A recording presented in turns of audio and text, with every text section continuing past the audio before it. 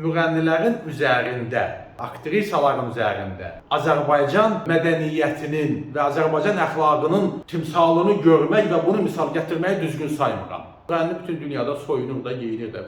Nəyə görə biz elə hər bir problemi ancaq müğənnilərin soyunmasında görməyə çalışırıq?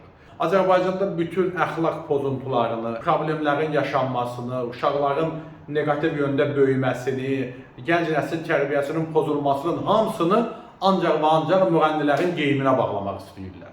Eynən də dini yöndə də bu baş verir. Ancaq və ancaq onların gözlərində araq içənlər Allahın düşmənləridir.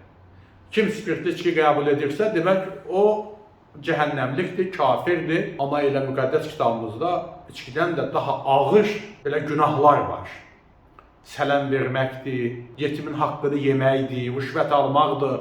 Bunlar daha böyük cəhənnəm vəd edir, nəinki spirtli içki. Amma din insanları da ancaq spirtli içkinin üzərində yeni təbliğatı qurmaq istəyirlər. Bu tərəfdə də ancaq müğənnilərin geyimində, mahnısında, müsahibəsində, əxlaqında, danışığında da gənc nəslin tərbiyəsini görmək istəyirlər və bunları mən doğru saymıram.